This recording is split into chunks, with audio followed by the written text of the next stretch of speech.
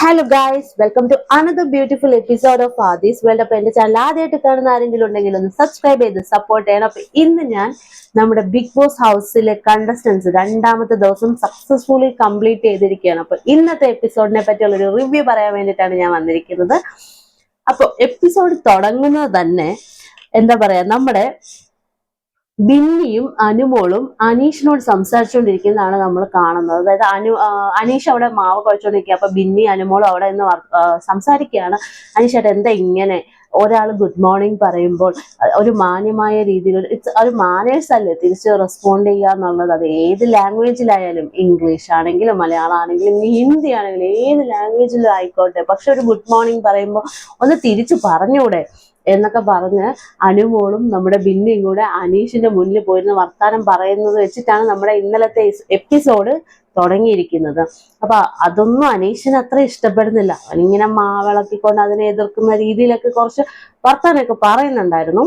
അതിനുശേഷം കുറച്ചൊന്ന് എന്താ പറയാ, എംബേർഡായിട്ട് നമ്മുടെ അനീഷ് പുറത്തേക്ക് വന്നു. ഇവിടെ മലയാളത്തിൽ സംസാരിക്കുന്ന ആർക്കും ഇഷ്ടമല്ല, മലയാളം ഇഷ്ടമല്ല, അങ്ങനെ പറഞ്ഞിട്ടൊരു ടോക്ക് അവിടെ ഉണ്ടായപ്പോഴത്തേനും അക്ബറും ശരത്തും എല്ലാം കൂടി അനീഷിന്റെ നേരെ ചാടി ചെന്നിട്ട് പറഞ്ഞു, ഇവിടെ ആർക്കാണ് മലയാളം ഇഷ്ടമല്ലാത്തത്, ഇവിടെ ആരാണ് മലയാളം ഇഷ്ടമല്ല എന്ന് പറഞ്ഞിട്ട് ആകെപ്പാടെ അവിടെ ഒരു ബഹളമുണ്ട്. ഇതിന്റെ പിന്നിലുള്ള കാര്യം എന്താണെന്ന് വെച്ച് കഴിഞ്ഞാല്, നമ്മുടെ ഡേ ബിഗിൻ ചെയ്യുന്ന നമ്മുടെ മോർണിംഗ് സോങ് ഒക്കെ കഴിഞ്ഞിട്ട് നമ്മുടെ അനീഷിന്റെ അടുത്ത് കണ്ടസ്റ്റൻസ് ഒരു ഗുഡ് മോർണിംഗ് പറഞ്ഞു. പക്ഷെ അനീഷ് എവിടെ കേൾക്കാൻ, എവിടെ റെസ്പോണ്ട് ചെയ്യാൻ, അതൊന്നും മൈൻഡ് ചെയ്യാതെ നടന്നപ്പോ ഇങ്ങനെ കണ്ടസ്റ്റൻസ് എല്ലാം ഇങ്ങനെ പുറകെ നടന്നപ്പോഴത്തേക്ക് സുപ്രഭാതം സുപ്രഭാതം എന്ന് പറഞ്ഞിട്ടൊരു റെസ്പോൺസ് ആണ് നമ്മുടെ അനീഷ് കൊടുത്തത്. അത് നമ്മുടെ കണ്ടസ്റ്റൻസിനൊന്നും ഇഷ്ടപ്പെട്ടിട്ടില്ല. അപ്പൊ അതിനെ തുടർന്നായിരുന്നു നമ്മുടെ അനിമോളും പിന്നെയും അനീഷിനോട് ഇങ്ങനെ സംസാരിച്ചുകൊണ്ടിരുന്നതും.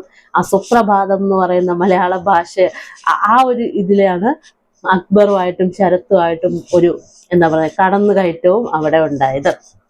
അപ്പൊ അതിനുശേഷം പറയുകയാണെന്നുണ്ടെങ്കിൽ നമ്മുടെ അനുമോളെ ഷാനവാസ് ഒന്ന് കരയിപ്പിച്ചു. അതായത് പെടല് കുളിക്കേണ്ട കാര്യം പറഞ്ഞപ്പോ കഴുത്തിനെന്തോ സംഭവിച്ചു എന്ന് പറഞ്ഞപ്പോ നമ്മൾ അനുമോള് പറഞ്ഞു, ഇത് വലിയ കാര്യമൊന്നുമില്ല, ഡോക്ടറെ കാണേണ്ട ആവശ്യമൊന്നുമില്ല, ചെറിയ രീതിയിലൊരു ചൂടൊക്കെ പിടിച്ചാൽ ഇത് സാധാരണ എല്ലാവർക്കും വരുന്ന പോലെയൊക്കെ ആയിരിക്കും, ചിലപ്പോൾ ചൂട് പിടിച്ചാൽ അങ്ങ് മാറും എന്ന് അനുമോള് പറഞ്ഞു. അപ്പോൾ ഇതിന് ഓയിൽമെന്റ് ഒന്നും തേക്കേണ്ട കാര്യമില്ല എന്ന് അനുമോള് പറഞ്ഞപ്പോൾ ഷാനവാസ് ഇരിക്കുന്നത്. അപ്പൊ ഡോക്ടർമാരൊക്കെ ഓയിൽമെന്റ് തരുന്നത്, ഈ ഓയിൽമെന്റ് മരുന്നൊക്കെ കണ്ടുപിടിച്ചിരിക്കുന്നത് എന്തിനാ, വേദന വരുമ്പോ തേക്കാനല്ലേ ചോദിച്ചപ്പോൾ അനുമോള് പറഞ്ഞു, അത് ഡോക്ടർമാർ എന്തെങ്കിലും തരണ്ടേ, അതിനു വേണ്ടി തരുന്നതാണ്, ആ മരുന്ന് ഉള്ളതുകൊണ്ട് അവർ എഴുതി തരുന്നതാണെന്നുള്ള രീതിയിൽ പറഞ്ഞപ്പോഴത്തേക്കും ഷാനവാസ് അതിനെ വളച്ചൊടിച്ചിട്ട് പറയുകയാണ്, ഡോക്ടർമാരൊക്കെ വെറുതെ ഇരുന്ന് പൈസ വാങ്ങിക്കുകയാണ്, വെറുതെ മരുന്ന് കൊടുക്കുന്നതാണെന്ന് പറഞ്ഞിട്ട് ഷാനവാസ് അതിനൊന്ന് വളച്ചൊടിച്ചു. അപ്പോഴത്തേക്കും നമ്മുടെ ഹൗസിൽ ഡോക്ടർ ഭാര്യമാരായിട്ടുള്ള കണ്ടസ്റ്റൻസും ഒക്കെ അവിടെ ഉണ്ട്. അവരൊക്കെ ഇരച്ചു കയറി അനുമോളുടെ നേരെ ചെന്നപ്പോഴത്തേനും അനുമോൾ ആകെ പാടക്കരഞ്ഞ്. അവസാനം ഈ ഇൻസിഡന്റ് നടന്ന സമയത്ത് നമ്മുടെ ശരത്തും അവിടെ ഉണ്ടായിരുന്നു. അപ്പൊ ശരത്തിനെയൊക്കെ വിളിച്ചുകൊണ്ട് എല്ലാവരും കൂടി വന്ന് അനുമോളുടെ മുന്നിൽ നിർത്തിയിട്ട് ചോദിച്ചു, ഡോക്ടർമാര് വെറുതെ ഇരുന്ന് പൈസ വാങ്ങിക്കുകയാണോ എന്ന് അനുമോള് പറഞ്ഞോ എന്ന് ചോദിച്ചപ്പോഴത്തേന് ശരത്ത് പറഞ്ഞിട്ടില്ല.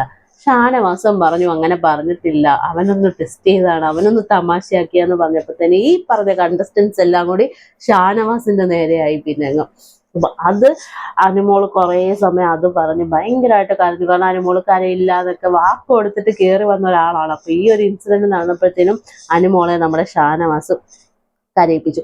അതിനുശേഷം നമ്മുടെ മോർണിംഗ് ടാസ്ക് ആയിരുന്നു. ഇപ്പൊ മോർണിംഗ് ടാസ്കിൽ ബിഗ് ബോസ് എല്ലാവരുടെ അടുത്തും പറഞ്ഞു, രാവിലെ എന്താണ് നടന്നത് എനിക്കൊന്നും മനസ്സിലായില്ല, നമ്മുടെ ഈ അനീഷിന്റെ കേസൊക്കെ അതൊന്ന് റീക്രിയേറ്റ് ചെയ്യാനായിട്ട് പറഞ്ഞു. അങ്ങനെ എന്ത് ചെയ്തു, അവരെല്ലാവരും കൂടി ആ ഇൻസിഡന്റ് ഒന്ന് റീക്രിയേറ്റ് ചെയ്യുകയുണ്ടായി. അപ്പൊ ഈ മോർണിംഗ് ടാസ്ക് നടക്കുന്ന സമയത്ത് അനുമോള് നല്ല സൂപ്പർ ലിപ്സ്റ്റിക് ഒക്കെ ഇട്ടിട്ടിരുന്നപ്പോ ബിഗ് ബോസ് ചോദിച്ചു, അനുമോളെ നിനക്ക് ഈ ലിപ്സ്റ്റിക് എവിടെ നിന്ന് കിട്ടിയെന്ന് ചോദിച്ചപ്പോഴത്തേക്ക് മറ്റൊരു കണ്ടസ്റ്റന്റിന്റെ വാഷ്റൂമിലിരുന്ന ലിപ്സ്റ്റിക് എടുത്ത് നമ്മുടെ അനുമോളം കിട്ടും, അത് പിന്നീട് സംസാരിക്കാന്ന് പറഞ്ഞ് മാറ്റി വെച്ചിട്ടുണ്ട് ബിഗ് ബോസ്. മിക്കവാറും ലാലേട്ടൻ വരുന്ന സമയത്ത് അതിനെ പറ്റി അനുമോളോട് ഒരു ചോദ്യം ഉണ്ടാവുമെന്ന് വിചാരിക്കുന്നു.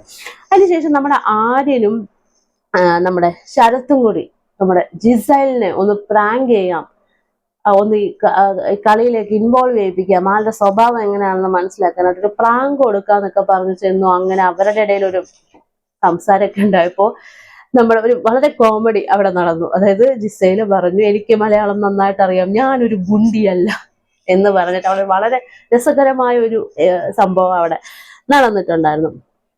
അതിനുശേഷം നമ്മുടെ അനുമോളും ജിസയിലും കൂടെ അവിടെ ക്ലീനിങ് ചെയ്തുകൊണ്ടിരിക്കുകയാണ്. തൂക്കുന്നതിനെ പറ്റി ജിസയിലും അനുമോളും ഇന്നലെ 2-3 തവണ ഒന്ന് ഉടക്കി.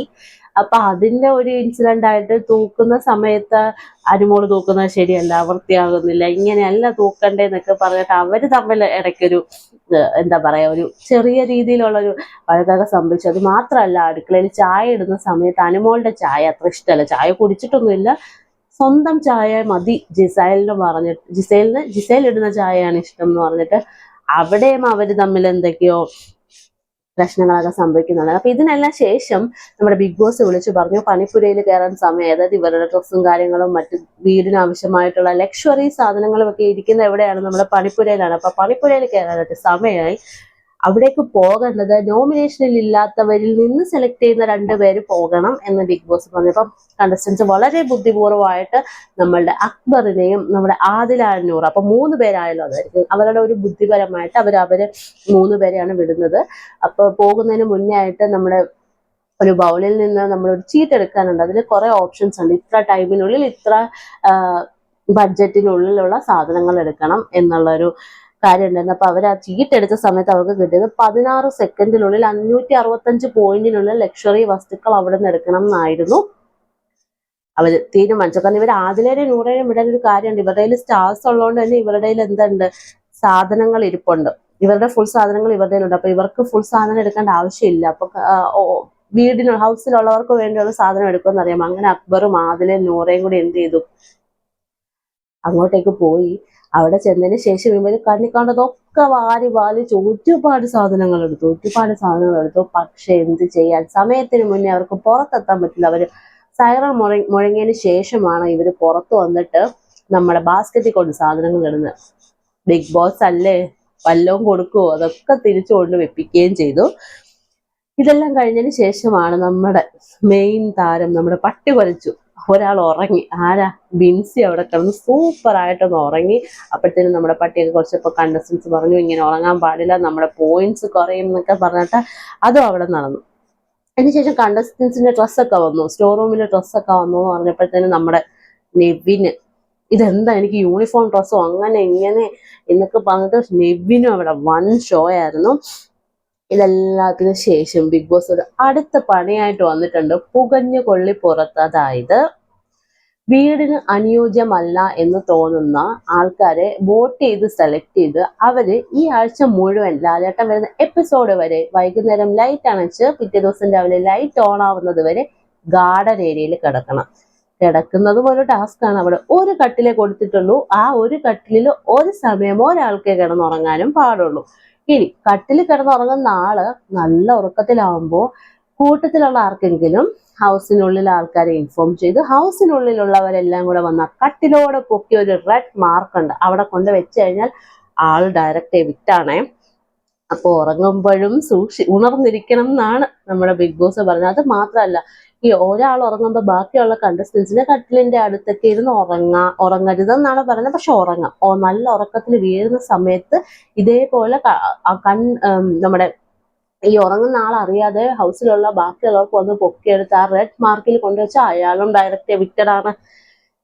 ചുരുക്കം പറഞ്ഞാൽ ഉറങ്ങാൻ പാടില്ല എന്നുള്ളത് നമ്മുടെ ബിഗ് ബോസ് ഇൻഡയറക്റ്റ് ആയിട്ട് പറഞ്ഞു. അങ്ങനെ പുകഞ്ഞ കൊള്ളി പുറത്ത് എന്ന ആദ്യത്തെ ടാസ്കിൽ തന്നെ 4 പേര് ആണ് പുകഞ്ഞ കൊള്ളികൾ. ആരൊക്കെയായിരുന്നു, ഷാനവാസും ഷൈത്യയും ജിസയിലും നമ്മുടെ ബിൻസിയും. ഇവരെ 4 പേരെയാണ് ഹൗസിലുള്ളവരെല്ലാം കൂടി സെലക്ട് ചെയ്ത് പുറത്തേക്ക് വിട്ടത്. അപ്പൊ ഇവർ ഉറങ്ങുന്നതും കാത്ത് ഇങ്ങനെ ഹൗസിലുള്ളവർ കാത്തിരിക്കുന്നുണ്ടായിരുന്നു. കുറേ സമയം കാത്തിരുന്നതിന് ശേഷം ഹൗസിലുള്ളവർക്ക് ഉറക്കം വന്നിട്ട് അവരൊക്കെ ഉറങ്ങാനായിട്ട് പോയി. അവര് പോയ സമയത്ത് ചെറിയ രീതിയിൽ നമ്മുടെ കണ്ടസ്റ്റൻസ് ഒക്കെ ഒന്ന് കണ്ണടക്കിന്നുണ്ടായിരുന്നു. അപ്പൊ ഇത് വെച്ചിട്ടായിരുന്നു നമ്മുടെ ഇന്നലത്തെ സെക്കൻഡ് എപ്പിസോഡ് ഇവിടെ കഴിഞ്ഞത്, ഡേ 2 ഇവിടെ കഴിഞ്ഞത്. അപ്പൊ ബാക്കി ഇനി എന്തൊക്കെയാണ്, ഇനി ആരെങ്കിലും ഉറങ്ങുമോ, ആരെങ്കിലും റെഡ് മാർക്കിൽ കൊണ്ട് വെക്കുമോ എന്നൊക്കെയുള്ളത് നമുക്ക് നാളെ കാണാം. അപ്പൊ ഇത്രയൊക്കെ ഉള്ളൂ. ചാനൽ ആദ്യമായിട്ട് കാണുന്നവരാരെങ്കിലും ഉണ്ടെങ്കിൽ സബ്സ്ക്രൈബ് ചെയ്ത് സപ്പോർട്ട് ചെയ്യാൻ. Tata bye bye, see U.